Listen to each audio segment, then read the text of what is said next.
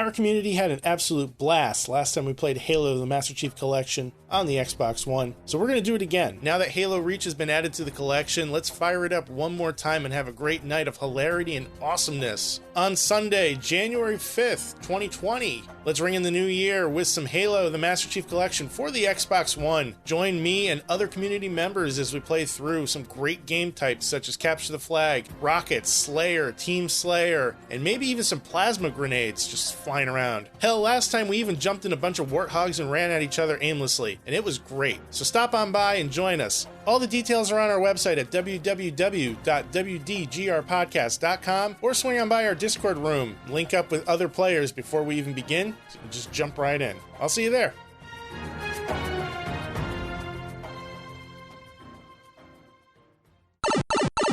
I gotta get this monkey off my back, man. You know? That's funny. I actually got a mental image of a monkey just continually harassing you. Just hitting me in the back of the head with a controller. Yeah, you just can't get it off, like, to save your fucking life. So you've just given up, and there's, like, monkey fucking shit on your back, and, like, straw. And just, like, weird, like, particles of just, like, monkey crud. The monkey's name needs to be Gunther.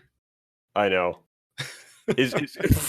Why did I say I know to that? Just like I have no idea. Because I know that joke just went right over your head.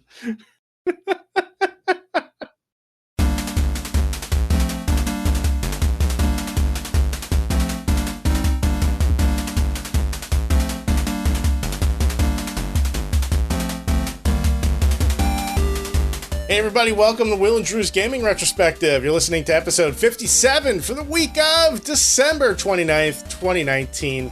This is the last time I'll say 2019 in 2019. Hi Will, I'm Drew. What's up, man? That countdown was great. It was so just like, all right, let's just fucking go again. Like that's just what it sounded. It was like, all right, and let's go in 5, 4, 3, fucking 2, 1. Get it right this time. Let's go, guys. Yeah. I mean, and I only had to do the intro once, so I'm fairly proud of myself for not fucking that up. But it still felt like I felt this weight on my shoulders. Yeah. You know what I mean? Yeah, and there should be no weight because we don't really have any pressure, I guess, to do a countdown. I suppose not. It's really just for me, just so I have a marker for the edit. Mm-hmm. Like, it serves no purpose. I like it though. It gets me in the zone. Like, it's professional. I don't know. It gets me like my proper like podcast headspace. Yeah, you got to get into that space. Yeah. How are you? I'm well, man. I had a couple lavender lemonades with vodka in them. What the fuck is a lavender lemonade? It's just some girly drink, I guess. I mean, it came in a mason jar. Hold on. Let me ask you your thought process, right? Okay, you go to this bar. Somebody hands you a menu of drinks, and you're looking at this list, and you say, gee golly, I think I need to have a lavender lemonade. Honestly, I think it was the description sold me, and I love lemonade. And I love vodka lemonades. Lemonade is good, and vodka and lemonade is better. Pretty good. It's better. Yep. But lavender. So where does that come in? Yeah, I think that's a valid question. When you think of lavender, you think of maybe like a lavender bath bomb. Yeah. Or maybe a lavender scented candle. Sure. So it's calming. I use lavender baby shampoo to wash my eyelashes because I have blepharitis. That's a real thing. What do you have? So I have blepharitis, I guess, according to my optician, because of my Nordic heritage, and this is no joke. I'm a fair-skinned person, right? You already know this. Yeah. I'm white as a dinner plate. And I have crusty eyelashes. Not to the point where like you can actually see the crust, because it's more microscopic, and most people have it, but I have more of it. So with that being said, she was like, do you ever have like itchy kind of red eyes? And I was like, yeah, like, fairly often. She's like, here's what I want you to do. You might have blepharitis. And I was like, okay, am I dying? Am I going to go blind? Because that sounds kind of serious. And she's like, no, and then she described everything. And she said, I want you to pick up some lavender baby shampoo, like Johnson & Johnson. and wash your eyelashes in the shower with this shampoo. So now, generally, when I am responsible and I remember what she told me to do, I kind of, will wash my eyelashes like two tiny little violins, and I rinse them off, and I have less crusty eyelashes because of it. So where am I going with this? That's where you see lavender, typically, is in baby shampoo. I am at a loss for words. I am literally speechless. Yeah, I swear to God, dude, next time you come over, we can wash our lashes together. Oh, boy. Like, I'll wash yours and you can wash mine. We'll have a lavender good time. This is going to be great. Can we'll get some lemonade, too. Like get a little sudsy pink loofah and scrub my back. I almost forgot about that episode. Oh, that was a good one. I always wanted to buy one of those back scrubber things, but I never have the courage to do it. Just go to Target or fucking go to Amazon and do it, man. You don't even have to go to a store. Well, I know, but I use a loofah, right? Because I use body wash. And why would I buy that just to wash my back? So I have to put the loofah down, get that out, get the body wash on that, scrub my back, rinse that off, put that back. It just seems like an extra step just for a clean back. Not necessarily, because you can use it on your feet. That's true. You're a tall dude. Yep. And standing on one foot in the shower is very precarious when you're trying to wash the bottoms of your feet. Very. I'm nervous I'm going to fall like a giant redwood tree. Exactly. Because that's what I am. Bursitis or whatever. Blepharitis. Blepharitis. It's like one of those moments where you don't really know how to say a word, so you go on Google and you look for the little audio clip. And you're like, that's how you say it. I'm not even going to do that. Don't even bother, man. What is this show? I have no fucking clue. It certainly isn't about baby shampoo. Oh my God. So this is the Will and Drew's Gaming Retrospective Podcast. What's our social media? We are on Twitter. We are on Facebook. We are on Discord, Instagram, YouTube, Spotify, iTunes. We're on pretty much everything. We have our own website, WDGRPodcast.com. Please check us out. And this is episode 57. Yeah. I'm going to have to figure out how to spell blepharitis. Bleph or itis. Blepharitis. No. Yeah, just give it up. I like the way I'm saying it better. Blepharitis. Oh my God. Oh man. I am so out of it today, man. I woke up early this morning. Nikki took the day off from work, so we have we postponed Christmas because I was working on Christmas Day and Christmas Eve. Mm-hmm. So we're like, let's just, we'll just wait a couple days. She took the day off. I had the day off. We're like, let's just celebrate it on Friday. So we're recording this on Friday the 27th, right? Yep. So this morning I woke up early unintentionally. Just couldn't sleep. We got up, we exchanged Christmas gifts, and then we started preparing stuff for tomorrow because we're having family over to do Christmas dinner. Mm-hmm. So my parents are coming up, and her parents are coming up again as well. And we're doing a big ass lasagna. So we wanted to assemble everything and put it together today so that we didn't have to worry about it tomorrow. It's all done. We just pop it right in the oven and call it a day. So we had to go to the store and get a few things. We went to the grocery store, and then we actually went to there's one in Waterbury. There's a Pepe's Pizza next door, and Nikki has never been to Pepe's. So we slid on over there, had a couple pies. Literally, the only thing I've eaten today is pizza and candy. Oof, that is rough, my friend. I'm doing great, let me tell you. Yeah, that's enough to just get you all kind of bloated and just feeling some sort of way. And I feel like just absolute garbage. I mean, the pizza. Let me tell you though, man. Have you ever had their margarita? I don't think I have, Drew. I think I've had cheese with other things on top, essentially. So I've done toppings with basically just a traditional cheese base. Right, and I think when we went to Modern, we ended up getting something with a bunch of veggies on it. We did. God bless that place, by the way. Oh yeah, Modern, I love it. But I gotta say, the margarita at Pepe's, really might be one of the best pies I've ever had. Okay, I believe that. Pepe's makes a great pie. They do. And the sauce on that was just to die for, man. So that's a key piece. That is something that you and I will have to do the next time we meet up. We have to go get a margarita from Pepe's. I'm down. We could do it when you visit on MLK Day, if that still happens.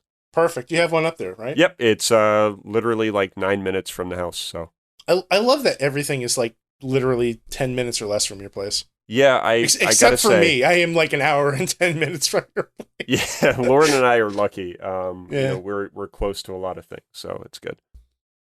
So, what kind of cool stuff did you get for Christmas, man?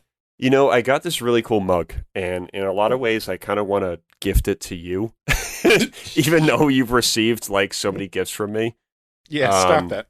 But at this point, like it's awesome. So what it is, it's a Game Boy heat change mug. I think that most of us are well aware of heat changing items, glasses, mugs, things of that nature. And this was gifted to me by one of Lauren's cousins. And yeah, it's awesome. She knows I'm into video games. She knows I do the podcast with you. And it made total sense, I think, for her to buy this for me. And even if I don't use it, because I'm not a hot liquid drinking person, don't do coffee or tea. I know it's mind-blowing for some people. I'm probably just going to display it, you know, on my shelf with my figurines and all of that good stuff. But it's very cool. I love the color change mugs, the heat transfer mugs. I have 2 of the same mug that I bought. My mom bought it for me when I was a kid. Do you remember QVC? Of course.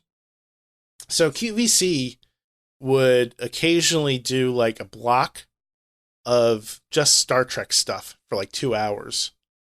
And when they were selling Star Trek merchandise on QVC, that was like the best fucking day. Oh, I bet. I would hunker down and I would just watch it. And one of the things that my mom bought me from QVC were heat transfer Star Trek mugs. And it's the original series, and the whole cast is standing on the transporter pad. And when you pour the hot liquid in, they beam up, or they basically just disappear. That's so cool. Now, they have newer ones that are much more intricate now with the same concept, where they'll disappear, like the mug is 2-sided, where you'll have the transporter pad on one side of the mug and like some alien planet on the other side of the mug. Mm-hmm. And you'll see the crew disappear on the transporter pad and reappear on the alien side. You know what, that's very cool, but before I lose this potentially ingenious idea, they should make a Rubik's Cube out of the Borg ship. That would be hell. Yeah. It'd be all like wiry and fucking dark and depressing and gray. There would be no way to solve that. No. But I love everything to do with the Borg, and you know this already.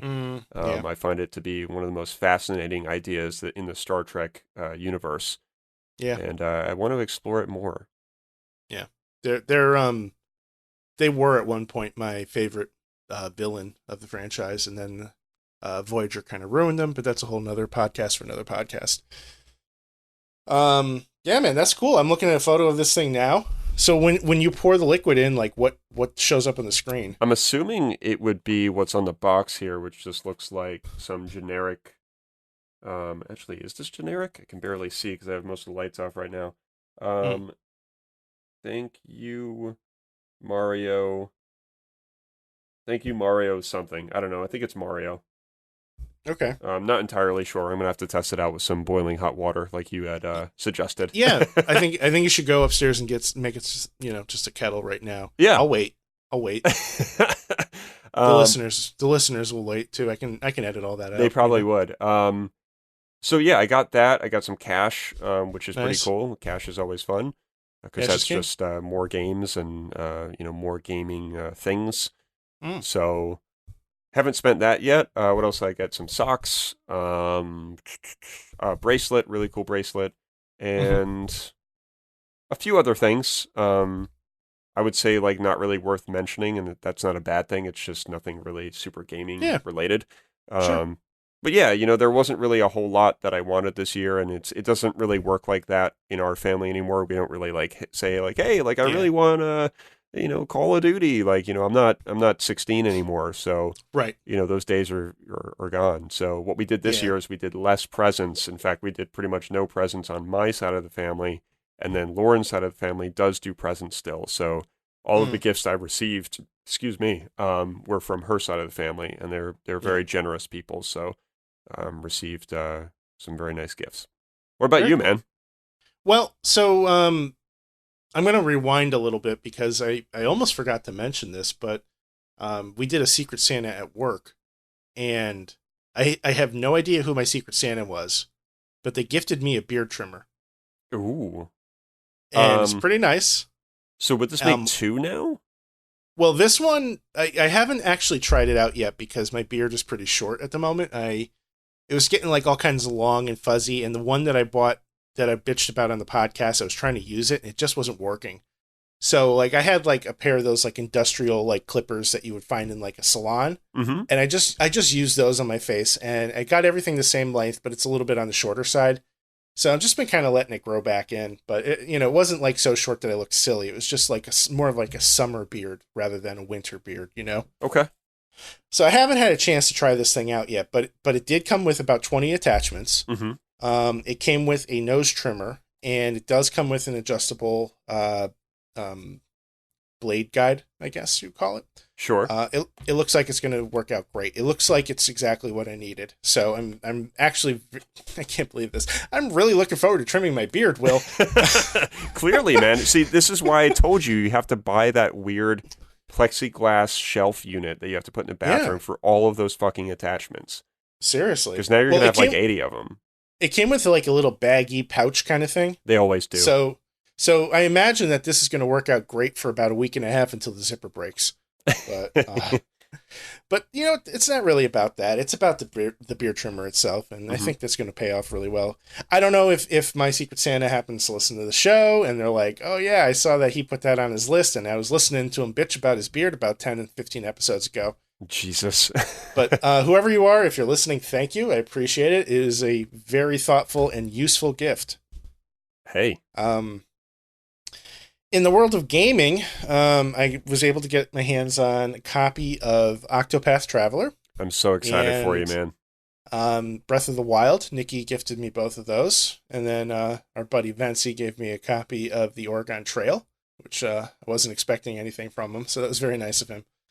And it's like that little, the handheld version that they came out with a couple years ago. Mm-hmm. And I put some batteries in it, fired it up, and the screen is actually incredibly bright and detailed on it. It's very impressive. It's a lot nicer than I was assuming. I thought it was just going to be like a black and white screen like the Game Boy, but it's pretty colorful. I have not tried Breath of the Wild yet. I have been playing Octopath for about an hour now. I got it today, and after we were done with all of our errands and everything, I just kind of sat down in my comfy chair and started playing Octopath, and I'm really digging it so far. Dude, it's such a cool game. Like I said, I have not played much of it, but what I played of it was pretty amazing. So I love the music. It's so good. Love the music. When I first got the game, I was spending a lot of time in the car just, listening to the incomplete soundtrack. And at the time, I don't think it was even really on iTunes, so I was just listening to it on SoundCloud through like some random person's, profile that found a way to like rip it. Yeah. But yeah, it's tremendous. I'm actually looking on Spotify now to see if it's on there. I believe it is. Yeah, there we are. Octopath Traveler, original soundtrack. Mm-hmm. Yeah, I mean, I picked... So in the beginning of the game, they give you the option to choose which character you want to start with. I guess, like, basically you choose your main character. Mm-hmm. Do you remember who you chose? Yeah, I chose the dude. So I think there's more than one dude. I shouldn't say that. Yeah. It's the guy with black hair, I believe. And I want to say his name starts with an L. He has a sword. I know it's not the best description, but I think he is the only guy with black hair and a sword. Is it the warrior, Oldberg? That's who it is. Yep, I chose him. I chose Primrose, the dancer. Okay. Because I'm a sucker for a brunette in a red dress. But I got up to like the first boss, where I guess the story starts to diverge. Now, I don't really know anything about the story of this game, but from what I'm gathering, basically you start out with the main character and then you kind of go and start to acquire the rest of the group. That's correct. That is absolutely correct. So you'll learn about the backstory of the character that you choose at first, and then you become intertwined with the rest of the sort of party, I guess. And as far as I know, you eventually will have everybody with you. That's cool. I think that's why they call it Octopath Traveler. So it's just such a cool concept. I don't know if it's really been done like that before. I could be wrong. But it was a game that, inspired me to buy the Switch. So I'm so glad that you have it because we talked about it so many times. And I know the value of the game has not dropped for a long time. So, yeah, I mean, like with any kind of Christmas gifting, because Nikki and I have had shared finances for years, my money is her money, vice versa. Yep. Like when I buy something, maybe it might be allocated to my play money in the budget, but ultimately it's coming out of our collective funds. So I have a hard time of even asking for Christmas gifts that are full price. Yep. So like I'm most of the time, like if I want something, I'll just buy it for myself, or she'll just buy it for herself. Like we really don't do a lot of gift giving back and forth like that. But for Christmas, we've just kind of agreed, all right, let's just get each other something nice to have under the tree, keep kind of the tradition alive, but let's not go crazy, No. So Black Friday rolls around and I'm just like, oh honey, by the way, here's a bunch of stuff that I really like and it's on sale for half price right now. And the cheapest I was able to find Octopath was $45. Dude, it just really has not wavered, which I think is respectable, but they should have dropped it down at least 2 to 3 times over the course of its release, because even though I think it's worth a full price, it just makes sense to drop it a little bit here and there. Totally, yeah. I mean, it's, we're coming up on the game being 2 years old at this point. It came out in the States in July of 2018. Mm-hmm. So a year and a half. I mean, shit, I was able to get Breath of the Wild. Well, she bought Breath of the Wild for $30, and that's a Nintendo game. The Nintendo games never drop. Yep. That's exactly it. But I'm super excited for both of those games. When I bought my Switch, those games were very high on the reasons to own the Switch in the first place. And I have no idea, if I'm going to get to both of these games in a timely manner. We'll kind of dive into that a little bit later in the show, but I'm very excited to finally own them. So one thing I would like you to do, and I have spoken about this before, load up Octopath, on the Switch. Don't upload it to the TV. Don't have it docked. Play on the Switch itself. And go to bed or go somewhere super cozy and dark. Play that game for about 30 minutes to an hour, and then next show, tell me about your experience playing it that way. Okay. So basically isolate myself, headphones, dark room. No other dark room. Dimly lit is fine. Yeah, I can't do no lights at all, otherwise I'll just fry my eyeballs. So a Philips Hue kind of situation would be acceptable. Oh man. Let me tell you how many times I almost pulled the trigger on one of those sets. Oh my god. I'm sure a lot. Doesn't Vic have stuff like that? He does, but there were a bunch of deals over the past week on those, and the hub is the most expensive part. And I could have gotten one for $50 plus these backlights for the TV. I just didn't have the money. But yeah, make it that kind of atmosphere, dimly lit, nice and cozy and warm. Put a blanket over yourself, or just go to bed. I have 3 lava lamps, so okay, I can make this work. Yeah, but just trust me, when a game like that, I think it's the definition of the game that you play in that atmosphere. Okay, it just makes sense for me. It always has, and I just want to see if the same effect is going to be present with somebody such as yourself. So. Yeah, I'm looking forward to it. I'll give that a shot for sure. Yeah. What else you got? Why don't we hit the mailbag? What do you think, man? Sure. Was there anything else that you wanted to share in terms of Christmas presents? Kind of gaming related? Or? I'm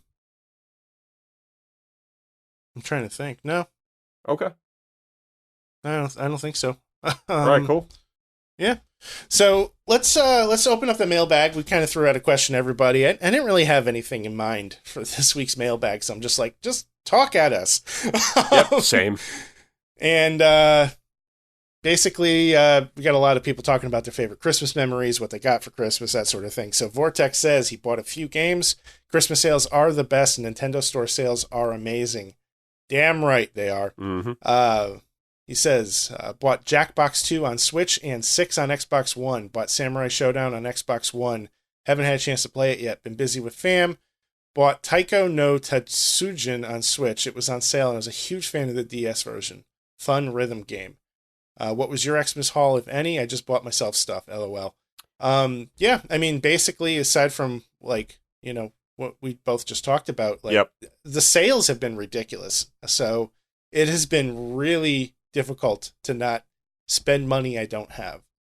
I tell you what, I've been meaning to look at sales. I have not been looking at PSN Store or anything. And I really shouldn't, because you and I are not in a position to really be doing that. And it's not because of financials necessarily. It's more because of we just don't need to add to the garbage heap that, well, I shouldn't say garbage heap, but we don't need to add to the pile. Okay, so I probably won't look. But it's respectable when you say I just bought myself stuff, because I've done that so many years. You know, so many times where it's been my birthday or Christmas, I will definitely buy myself things with Christmas money or just with my own money. And sometimes that's okay. Yeah, I mean, like, I think once you get to a certain point when you're an adult, it's like, well, I could just buy this thing myself, or I can ask my loved one to buy it for me, and then they're going to be like, okay, and then they get it for you, and you know they got it for you, and there's no element of surprise. Exactly. You know, like, I knew that Nikki bought a couple games for me. I had an assumption of which games they were based on what I asked for. I wasn't 100% certain, but why is she going to buy something else I didn't ask for? Like, she doesn't know what games I want. I know what games I want. Yeah, it's bad. Like, I mean, even when you're a kid, you can tell what's underneath the tree. But it's even worse, like, when you're an adult and you're like, dude, that's a Switch game. Like, I can just see. Such a distinctive case, you know? They do. So. Puxor says, for Christmas memories, every Christmas we drive up to my extended family's house and have a big family get-together. This was often north of an hour on the road, and both my brother and myself had, I'm guessing there's a typo here. Yeah, I think there is. But both my brother and myself had Sega Game Gear consoles. So one Christmas, we brought our Game Gear lugging briefcases, plugged into the car cigarette lighter, broke out the link cable, and beat Streets of Rage 2 together. I question this memory just based on how bad the Game Gear battery life was and the fact that cars used to have only one cigarette lighter port. We definitely played on the ride out, but I wouldn't be surprised if we finished sitting against a wall. That's awesome. I didn't realize that the Game Gear version supported link up of Streets of Rage. That's pretty cool. My comment to this is nothing beats that kind of experience even today. In 2019, moving into 2020, you can't take away the magic of playing with somebody in the same room on a game like that. Because even in today's world, you can do that with, what's that game? Metal Slug? Yeah. Yeah, because I remember I was at Damien's with Vic, like, way back when he was still in his apartment in New Haven. And I think Damien just loaded it up just to, like, show me or show us something. And then Vic picked up the controller and they just went at it. And time disappeared and they just started playing. And then I was watching and I was really enjoying, like, the, spectating aspect of it. But, just thinking back of, playing in the same room with somebody, it's just, it's so much better than online. Yeah. It's funny that he mentions this too, because there's a interview with Phil Spencer of Xbox in the newest Game Informer, or on their website anyway. And here's a pulled quote from it. Streaming games is convenient, but playing locally will flat out always be better. I like that. And he's not wrong. Like, the best gaming memories always are in the same room. Yep. 100%. Puxor continues. He says, I also really want to shout out the game A Short Hike. It's very abstract and supposedly very short. You can get very sidetracked, and I did. You're basically camping on an island, and you need to hike up to the top of this mountain to get cell phone reception. Brings back so many memories of camping as a kid and what it was like to explore and play at a campsite. If Genichiro? Yeah, I still don't know how to say it. It's a boss in Sekiro. I guess so. If Genichiro is really stressing you out, this game is a fun way to just relax and rewind. So that's cool. Might have to look into that. A Short Hike. I did see Pucks post something about that. I saw like an image somewhere today, just as I was randomly, dropping in. So I appreciate that, man. Looks like it's a Windows, Linux, Mac game. Okay. Available on Steam.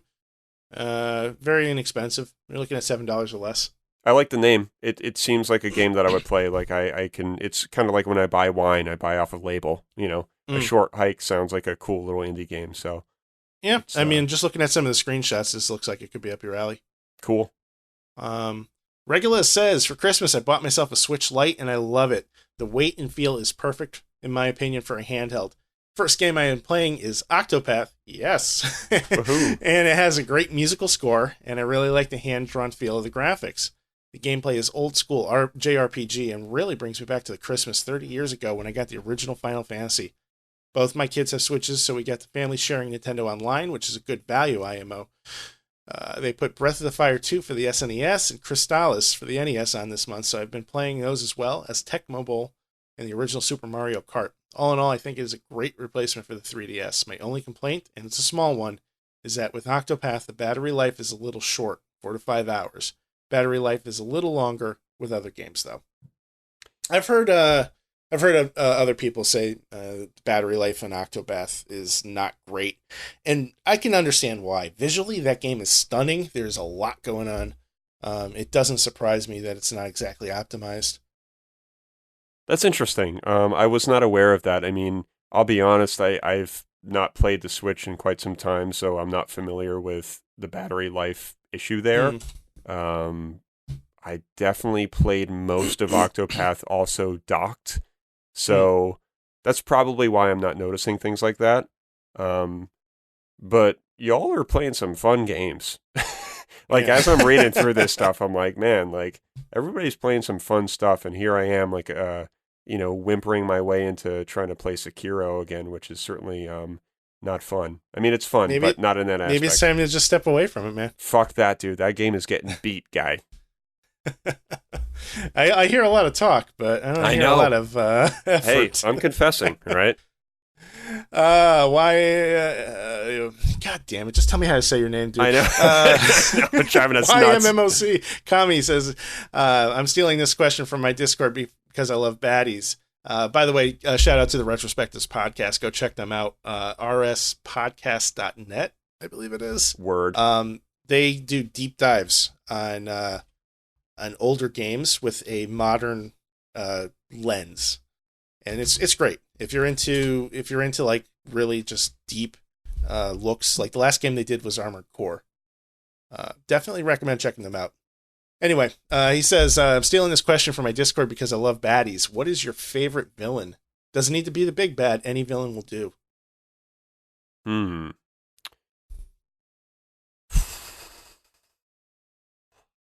This one I thought about on my way home, and I'm still kind of thinking about it. I can think of a few. I would say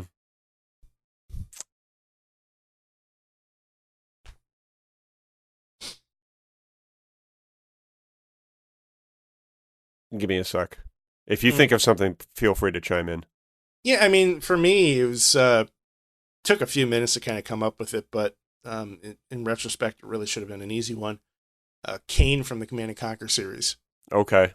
I loved everything about that villain. He was just the actor was just the right amount of over the top, the right amount of convincing, the right amount of ruthless. He oozed like cool. He came across as like a cult leader, and just like everything about a villain that at that time I just loved. I used to, like, when I was doing like pen and paper RPGs, I would name characters after him. That's how cool this dude was to me. I think I'm having a hard time because I don't know if I've played a lot of games with plenty of villains, trust me, but most of the library of games that I have, they don't really have like a significant villain in that sort of sense. So I think that's why I'm struggling. I mean, I can't really think of a game that I've played lately that has had a significant villain. So what about like the Metal Gear games? Like there's usually like one main bad guy, and then you have your sub-villains, right? You know what? I do have one. I'm glad you brought that up. I was thinking about Metal Gear, but I was thinking, well, not really so much Liquid Snake, and I was thinking of some other people, but I would say Ocelot. Ocelot from Metal Gear Solid 3, young Ocelot, which he pretty much is the whole game. He was outstanding.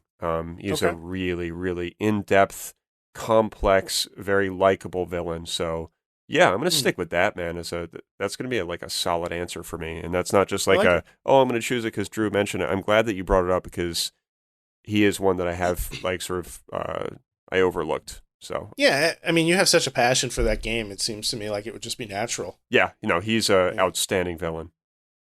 Moving on to the next question. Joe Donut says, if you were guaranteed a perfect game night for any game, no matter how obscure, what game would it be and why? For me, it would be probably Anarchy Reigns, an obscure 360 PS3 brawler made by Platinum. Imagine a 16-player fighting game that blends Bayonetta and Power Stone 2. Then imagine never being able to find a match in it after an incredible first few days. I'd love to experience that game again. So, guaranteed a perfect game night for any game, no matter how obscure, what game would it be and why? Perfect game night for any game. That's a really good question. Yeah, I mean, like, when I first read this question, I think I was kind of leaning towards, like, a local kind of game, like local player. Mm-hmm. And, like, I think it's very easy for us to kind of get a good game of Halo going, either online or, doing LAN party and stuff. But I remember when I was in high school, I had one teacher that was super cool, and we had some pretty decent computers in the computer lab. And they were all networked together, and he let me install Half-Life on maybe 6 or 7 of the machines. And the original Half-Life came with Team Fortress Classic, which was, the predecessor to Team Fortress 2 and Overwatch and a lot of these team-based, first-person shooters. And I used to play the ever-loving shit out of Team Fortress Classic at home, and on a 56K modem. So when I was able to play it with my friends in a computer lab over LAN, and there was no lag whatsoever, it was a dream come true, man. Let me tell you. It was like the greatest fucking thing. You just can't beat it. I would love to do that again. I have thought of something, and I think I've mentioned this before. Turok Rage Wars was probably one of the best in-person co-op, I wouldn't say co-op, no, in-person multiplayer, like, it wasn't even LAN, it was just 4 controllers on the N64. That was the best multiplayer experience I think I've ever had in gaming. Don't get me wrong, GoldenEye was outstanding, we all know that, but Rage Wars was a prime piece for me. So I would say if that was re-released and, was playable today online, I would pick that as the answer to your first question, Joe. And I love that you're mentioning Platinum Games because I think Joe is very well aware of my love for that studio. So anything to do with blending Bayonetta and Power Stone 2 and even 1, those were terrific games. I never played Anarchy Reigns, but I know that Joe had talked me into it at the time. I just never caved. But I'm still curious because I think I've made it my mission now to play every Platinum Games game ever. I'm looking at the art for this. Anarchy Reigns? This has WCG written all over it, man. I'm sure it does. I remember vaguely some aspects of it, but I would have to go back and kind of see what it's all about again because I forgot. Yeah. I wonder if there's anybody that's kind of like still doing like service for this. I don't know. Open world, beat 'em up. 2013 it came out. It's available on PlayStation and Xbox. PlayStation 3 and Xbox 360. Excuse me. But yeah, like even the Wikipedia entry is kind of sparse. Huh. Interesting. I learned something new today. I never knew this existed. Yeah. So, that's it for the mailbag. So if you ever have any questions, comments, reactions to the show, or you just want to say hi, hit us up. Easiest way to do so is through our Discord room. There should be a link for that in the show notes. If not, you can shoot us an email at WDGRPodcast@gmail.com or just hit us up on any flavor of social media that you can find us at WDGR Podcast. Indeed. So let's dive into our last set of topics for 2019, man, because this is going to drop on 2020. This is dropping on New Year's Day. Wow. So this is really it. This is really it. This is our last podcast of the year.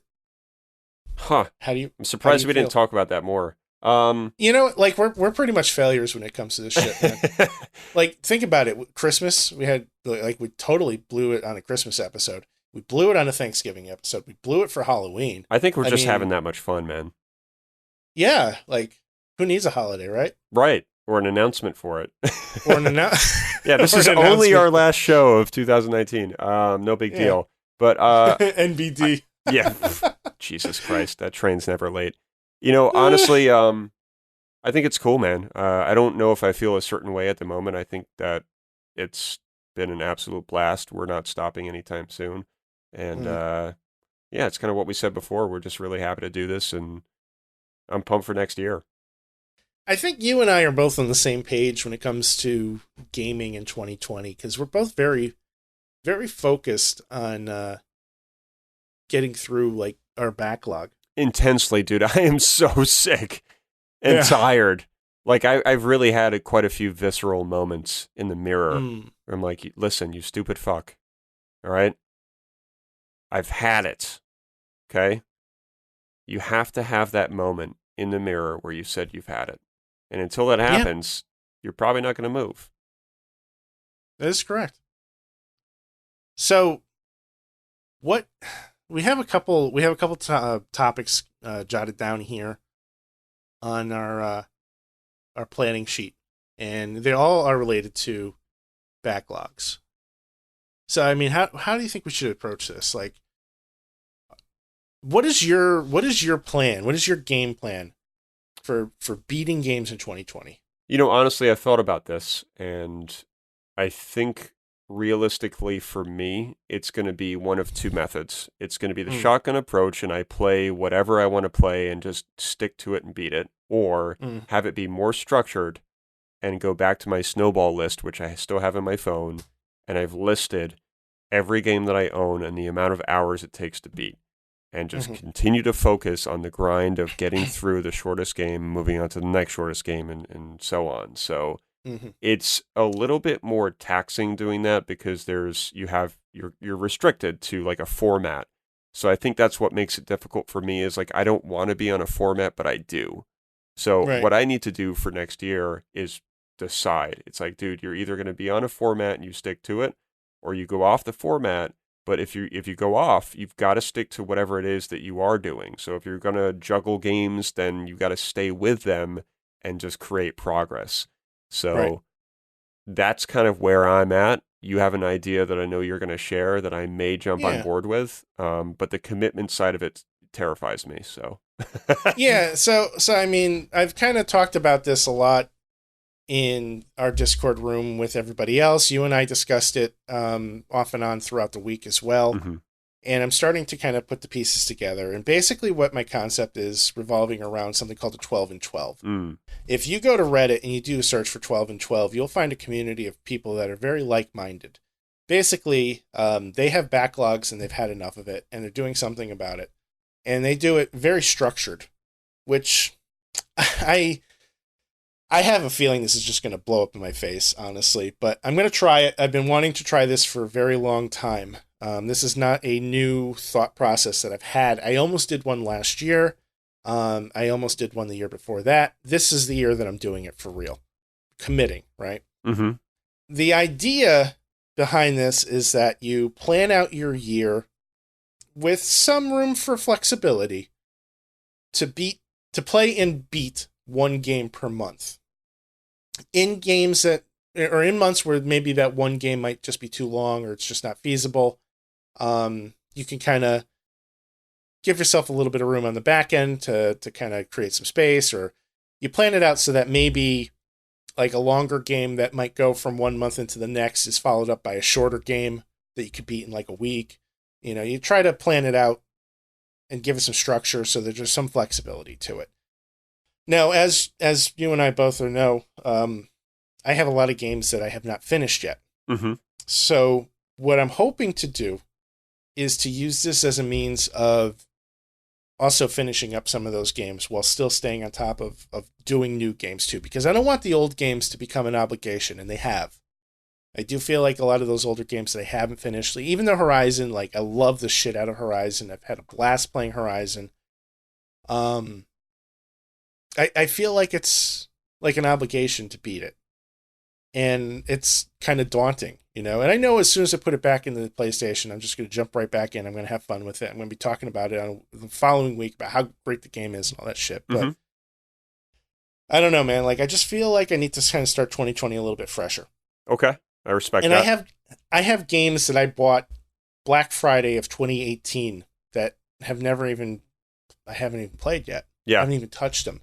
Because I wanted to wait for a moment where I could sit down and focus on them and beat them. In 2019, I was just an absolute failure at that. So I'm coming up with this hope, this plan to kind of tackle these a little bit more diligently one at a time. So right now, the way I'm setting it up is I'm kind of planning things around releases that I know that I'm going to buy day one and play day one.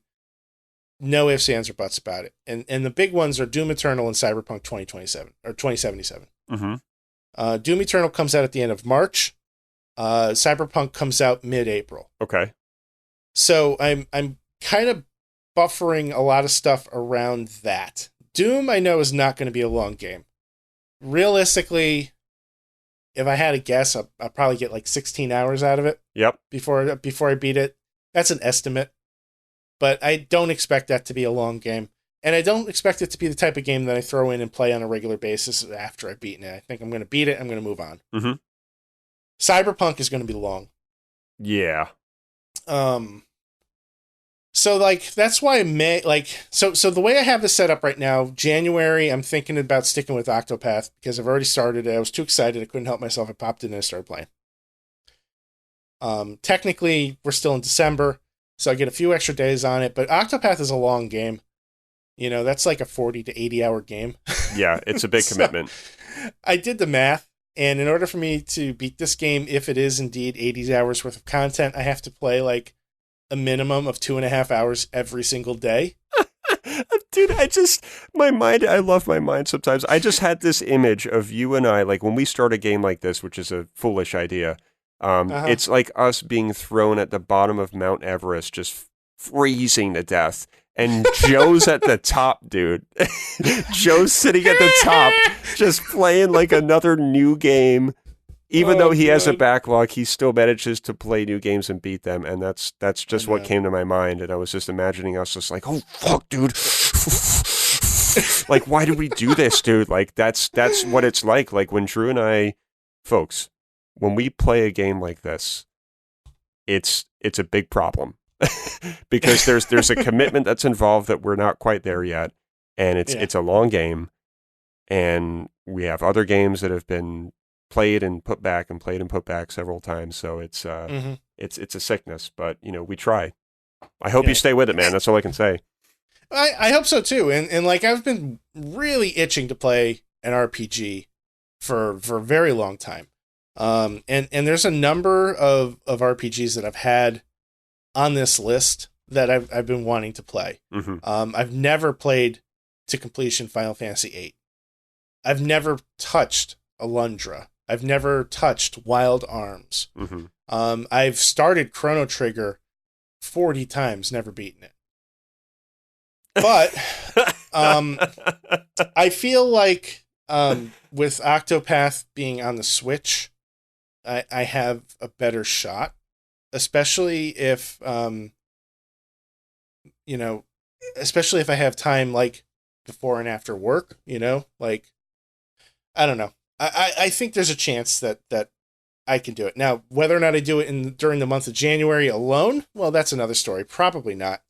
And that's why in February, like I've listed like 3 or 4 games, and these are kind of going to be up to our Discord room to help me decide. Mm-hmm.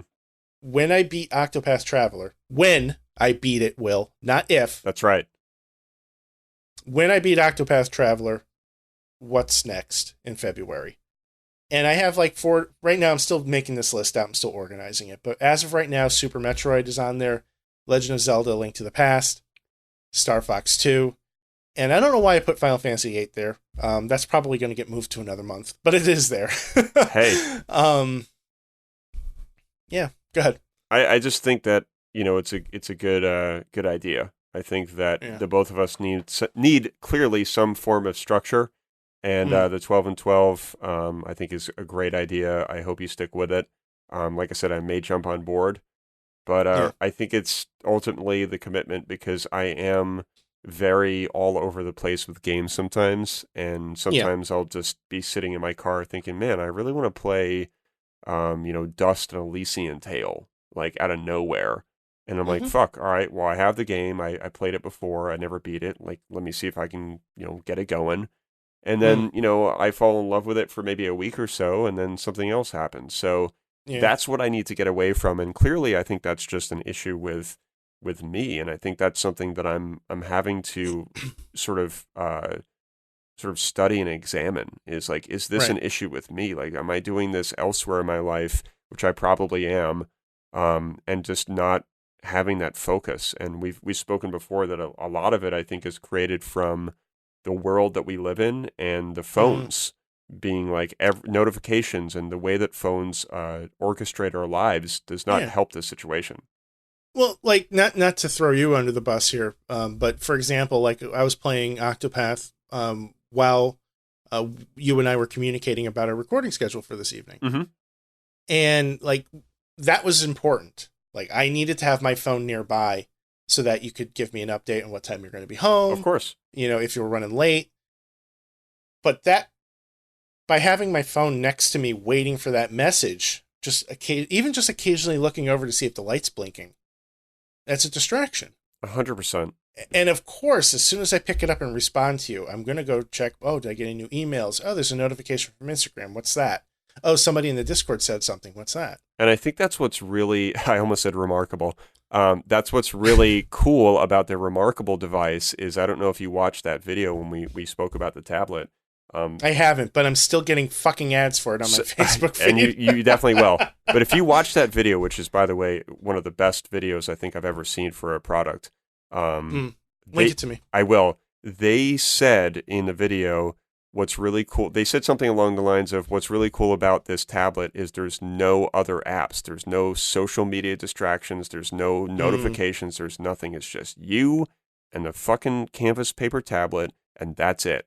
And I think that was a real selling point for me, because I was thinking, man, like, this is such a unique spin on how a product should be like this, because yes, you can do a lot of the features on the iPad Pro or the iPad or whatever, but you're still tempted to go and do other things because they're right there. So you can just be like, I don't want to write right now. Let me just hit the home button, go back on Instagram.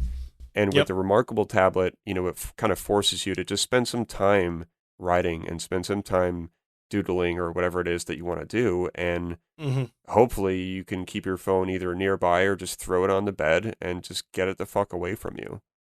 Right. And exactly. that's a mission for next year for me too. I have other goals and other resolutions, and I really want to see if I can be on my phone less and just make a big impact on being on social media less in general.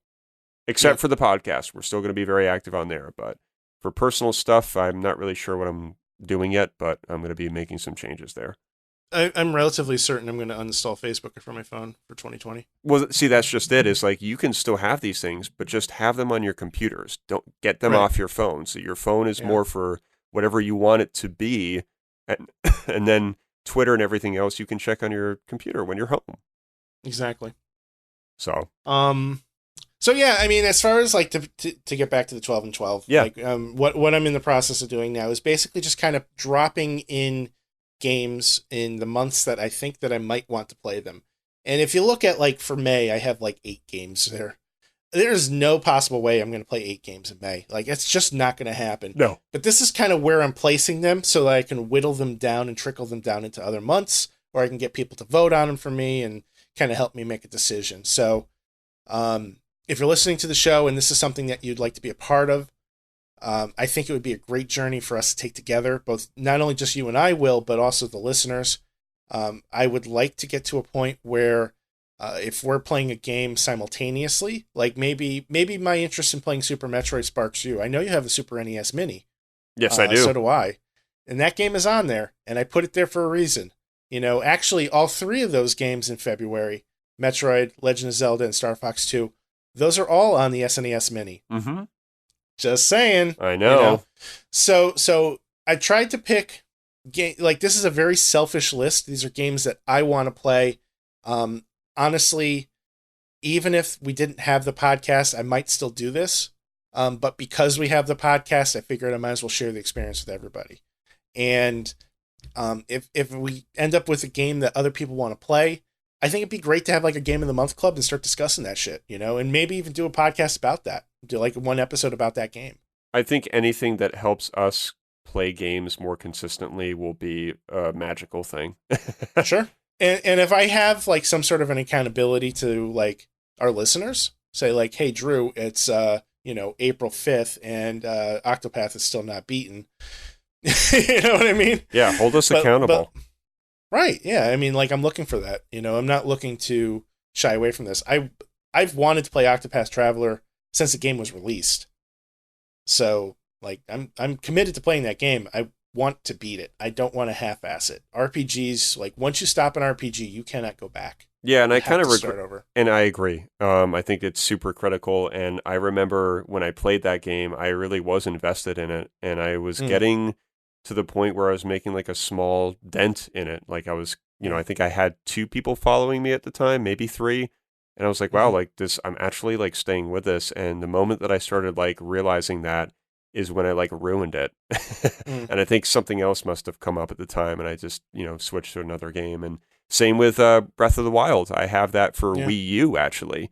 Because that was before I got the Switch, and I was playing quite a lot of that consistently. I would get home, hang out with Lauren, get into bed, play Zelda for a couple hours, go to sleep, and rinse and repeat. So I must have put, I don't know how many hours, like maybe 15 or 20, maybe more. I really don't know. Probably wasn't that much, but I just remember I was more consistent with games, I think, last year and the year before that and the year before that. So I'm going to throw out a challenge then, right? I'm just starting Octopath. If you don't think you're at a spot where you can just pick it up and pick up where you left off, start it over. Play along with me. Let's take this journey together. Yeah, I would be down for that. And it's funny you mentioned that because I actually did do that the last time we spoke about the game. I want to say it was, I don't know, maybe 5 or 10 episodes ago. It was a little while ago. We talked about it, and I did take your advice, and I think I started a new game because I tried to pick up. I was like, no, I can't do this. I'm pretty sure I deleted that file, like the old, like original playthrough. If I didn't, then I suppose I could pick back up. But if not, then I could start again. And that would be a cool, like, bedtime game to play because, like I said, that's the way to play that game. Let's do it, man. Yeah, I'm down. Let's cool. I'm excited. Fuck it. I got to use that thing. The Switch is great, man. Like, and like you have like a half hour for your break, right? Yes, I do. So what do you do on your break? So usually I'll leave the center because I don't have good service in there. Yeah. So I'll just jump in my car, and then I'll either sit in my car or I'll drive like somewhere else and then continue to sit in my car. And I play around on my phone because it's my way of just catching up on social for 30 minutes since I can't really use my phone at work comfortably. Right. So yeah, that's what I do. So I could probably play that for 30 minutes. Right. Jump back into work and then, get a quick 30 minutes in every day. It's difficult when you're not able to like really go on your phone while you're working because you kind of have to catch up with the rest of the world. Exactly. And it's important. I check emails. I'm looking it's not like I'm just, part of it's bullshitting. Like part of it's just like going on Instagram, looking at just photos, but there's quite a few things that I do that are, adulting kind of things. Sure. Yeah. I mean, it's got to get done sometime. So yeah. I would say, take a look and see if there's a way to squeeze in some time for the Switch. I know for me, with my lunch break, it's really not possible because I use that lunch break to call home and check in with Nikki and find out about her day because I never see her. So we'll usually spend about 15 minutes talking on the phone, and then I'll use the other 15 minutes to actually eat my food because nobody wants to hear like chewing while they're talking to somebody, right? Nope. So for me, like bringing the Switch to work probably isn't like feasible. But sometimes I'll have a little time before I have to sign in, or when I get out, I'm on my way home. But so I might start bringing it with me again just to kind of kill some time. If the traffic is light, I'm beating my my start time by like half an hour or something. Yeah.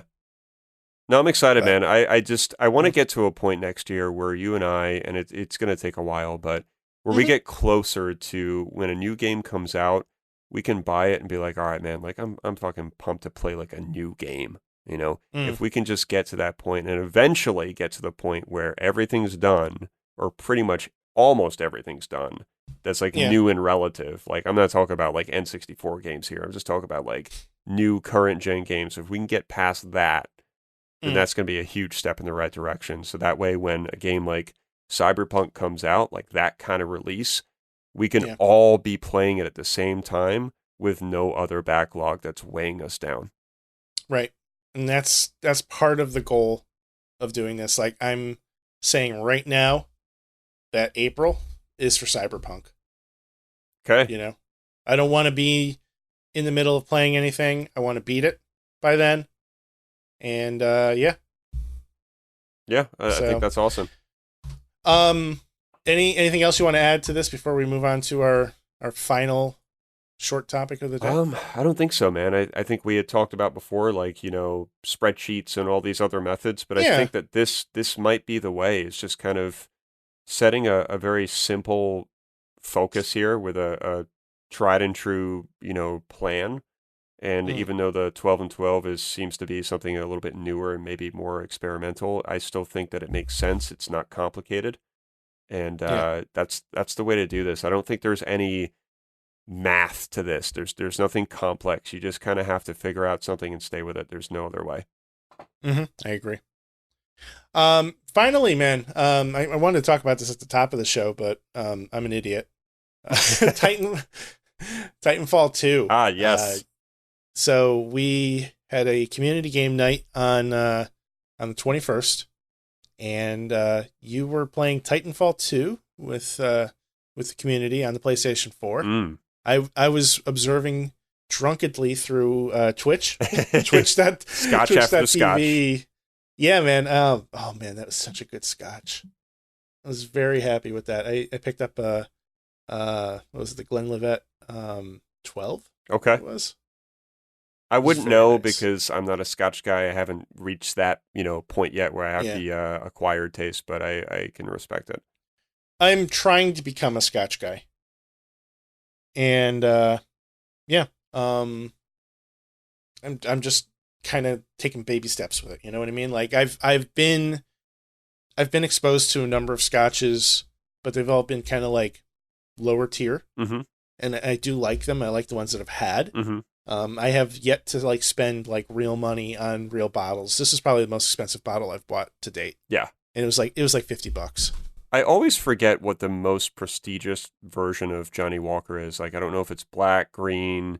I know it's not red, but I know they have many different like tiers. But Johnny Walker is still supposed to be regarded as, one of the better ones. Yeah. Blue. Blue is the highest. I think. I'm Googling this right now. Enhance. They have so many different ones. I think blue. No, well, blue's a blend. It's whether a lot of it has to do whether or not you're getting a blend or a single. Okay. So, but, again, I'm still kind of figuring all that out. It was a fun night, though, man. Yeah. I had a blast, and I think we spoke about before, I was kind of destined to have a blast because it seemed like a WCG kind of game. And it certainly was. It was just so much fun, and I was doing quite well at times. Like I was, getting a lot of kills, and just I felt like there was a motion and a flow and a cadence that was building with my gameplay. So that was really satisfying. Very cool. Yeah, it looked like you were having a lot of fun. Yeah, I got to the point where I had some quiet moments where I was like really focused, and then I had other moments where I was more like chatty, and it was just so much fun playing with Raph and Joe. We had a random person that came in, Yeah. And yeah, I think it was just essentially oh no, we had Bree as well, Joe's wife. Yep, Bree was there. And yeah, it's just a really fun action shooter, and having those Titans fall in, just like you said, is so epic to see them just kind of drop in, and they just kind of slam in like a transformer, and then you have like this personal force field that kind of protects you while you're climbing in. There's a lot of cool things about the game, and you have a lot of moments where there's like a Titan brawl happening where like everybody's in a fucking Titan. And there's like one pilot running around like a fucking chicken with its head cut off. Just, having a fucking heart attack. But yeah, a lot of fun. Some very cool like gameplay elements and mechanics that I had a blast with. Yeah, I think there's really nothing bad about it. We had an absolute blast. We're looking forward to playing that one again. I think it's going to stay in the rotation. And, it should. It's a really fun game. Truly. And, one of the things that I remember about playing Titanfall, because I was a Titanfall 1 player, there was such a drastic difference in the feel of the gameplay from being a pilot versus being in a Titan. Mm-hmm. And they really did an amazing job of making you feel like you're like this fucking ninja just running around, scaling walls, jumping from building to building. And then you're in this Titan and you're just lumbering. And like, it's like a fucking hand of God when you're throwing a punch with this thing. Like, you got to wind up, and you know what I mean? Yeah. Like, it happens so seamlessly.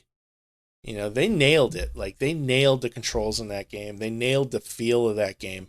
They really did, and I was pleasantly surprised and somewhat shocked as well that more people haven't talked about this game. Right. It does seem like it was overlooked, and I'm pretty sure Joe had mentioned while we were playing that it was overlooked. It was just overshadowed by other games at the time. The release schedule was just kind of weird. And they threw it out in like kind of a weird spot because it came out in October of 2016. But it was closer. It was October 28th, so you're pushing November at that point, and you're kind of like, people are either ramping up for the holidays or like I don't know. Like, I feel like October is like a weird month for releases. I also it is, and I also think that the game itself doesn't seem like a very mainstream kind of format. There are elements in it that are a little bit more niche in some ways, and I think that's why Call of Duty is so popular, because it's a very simple recipe. And with Titanfall 2, there's more to it. You have the aspect of the Titans, and there's more layers to it in a way. That's at least the vibe I got. And it's just a little bit more in depth. Call of Duty, you can just pick up after having a horrible day at work and kill a bunch of dudes for a couple hours and then call it a day, Yeah. And in Titanfall, it's just, you can't do that as much. You have to be a little bit more focused, and there's team elements that are a little bit more important, and calling in your Titan, and you can't just deathmatch that game. You know what I mean? Like, you have to kind of do what you're supposed to do. Right. So yeah, it's a lot of fun. I was very jealous of you guys. Yeah, I wish you were able to play. I mean, it was a blast to have you in the chat, and I'm glad that you got to watch all the action, because it was certainly fun. Yeah, I was glad to participate in my own way. Yeah.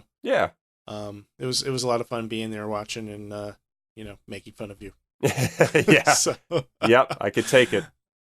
Yeah. So I mean, outside of that, man, I think that's it. We got Halo coming up. We're gonna do Master Chief Collection again. Yep. On Sunday, January 5th. So you should hear all the details about that leading into this show. Keep an eye on our website for more information about that, www.wdgrpodcast.com. Of course, we're on social media, Facebook, Twitter, and Instagram at WDGRPodcast. Will, how can they find you? Will_gear. You can find me at ScienceStorm. And come on by our Discord room, say hello. Let us know, how your holiday was and what your goals are for 2020 as far as gaming goes, too. I'd love to hear that. Absolutely.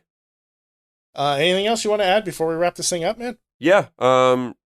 check us out in Discord as usual. Don't forget about our website, WDGRPodcast.com. Drew and I do a couple articles or editorials on there as much as we can. We're going to have a little bit more of a solid rhythm with that next year, which we're definitely looking forward to. But definitely check it out. Drew does Dear Backlog, and I do Will's Cool Games. So we're very passionate about those two editorials. So please check them out. Let us know what you think. And Dear Backlog will hopefully be making an appearance next week and more regularly on a bi-weekly basis. Yeah, I'm looking forward to it. I think it's a really clever editorial. Thank you. Appreciate it. I have fun writing it. So I just need to actually write it. It's been a rough couple of weeks. Yeah. But it's okay. We'll find our groove. We'll get there. Absolutely. So I just want to thank everybody who has made WDGR possible. Thank you for being a part of our community. Thank you for listening. And just if you can, take a moment to subscribe on your favorite podcast platform. Leave a review, especially Apple Podcasts. That's the best place to leave reviews for some reason. I'm still not entirely sure why, but I guess everybody uses it. So that's it. Cool, man. See you next week, folks. See ya.